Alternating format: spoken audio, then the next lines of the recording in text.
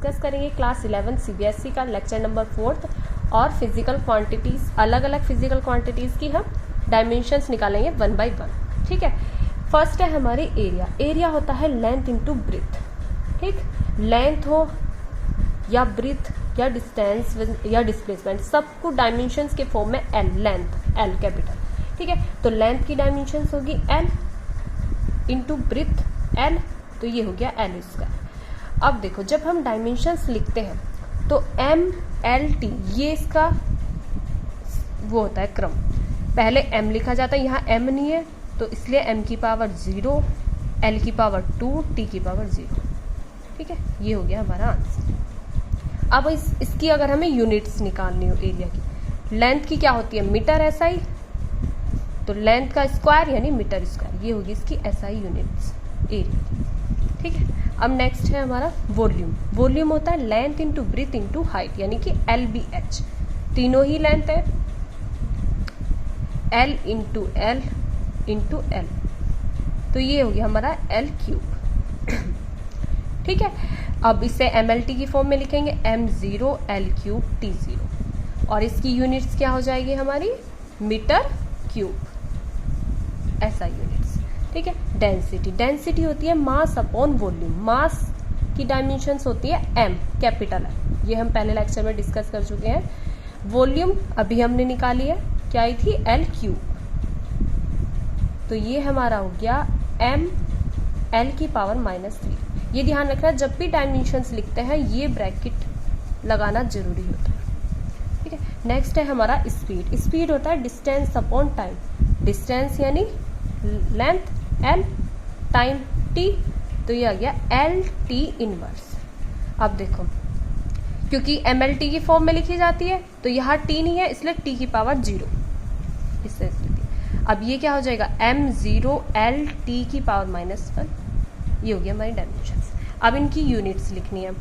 Density, मास की क्या होती है केजी किलोग्राम, वॉल्यूम की मीटर क्यूब, ये ऊपर जाएगा तो ये होगी इसकी एसआई यूनिट्स, केजी मीटर की पावर -3। ठीक है, इसकी यूनिट्स क्या होगी, डिस्टेंस की क्या होती है मीटर, टाइम की सेकेंड्स, तो मीटर पर सेकेंड्स, ये होगी यूनिट्स। अब वेलोसिटी, वेलोसिटी होती है डिस्प्लेसमेंट अपॉन टाइम। ठीक, डिस्प्लेसमेंट लेंथ ही है तो एल डायमेंशंस होगी, टाइम कैपिटल टी, ये आ गया एल टी इनवर्स। ये और ये दोनों डायमेंशन सेम है, इनकी डायमेंशन सेम होती है, यूनिट्स भी सेम आ जाएगी मीटर पर सेकेंड। एम 0 एल टी की इनवर्स एम एल टी की फॉर्म में लिखते हैं। ठीक है, एक्सेलरेशन होता है हमारा change in velocity upon time. Velocity की हम यहाँ निकाल चुके हैं, क्या आई थी हमारी L T inverse, time T, तो ये हो गया एल टी, ये ऊपर जाएगी पावर तो ये हो जाएगी हमारी एल टी की -2।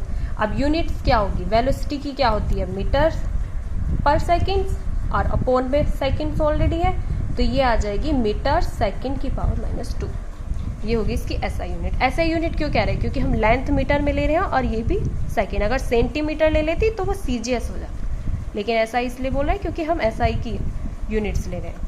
मोमेंटम होता है हमारा P बराबर mv, यानी m मास v वेलोसिटी। मास की डायमेंशंस m, वेलोसिटी की क्या होती है एल टी इनवर्स, तो ये हमारा आ गया एम एल टी इनवर्स।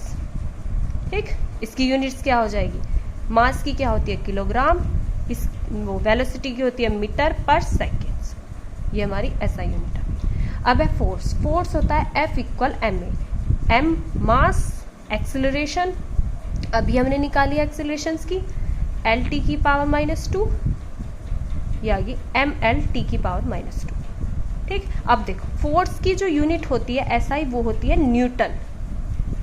ठीक, अगर हम इसकी फॉर्म में निकालें तो न्यूटन किसके इक्वल आ जाएगा, मास केजी, एक्सेलरेशन मीटर पर सेकेंड स्क्वायर, तो 1 न्यूटन जो होता है वो किलोग्राम मीटर पर सेकेंड स्क्वायर। ठीक है, एसआई यूनिट्स में हम न्यूटन्स लिखते हैं, ये चीज यूज नहीं करते, एक स्मॉल यूनिट बनाने के लिए न्यूटन यूज कर लेते हैं।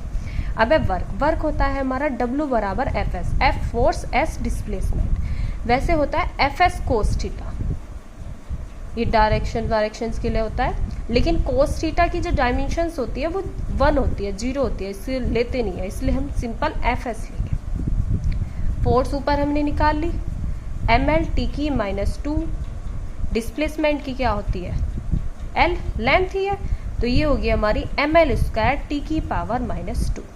ठीक है, इसे भी m की फॉर्म में लिख देंगे।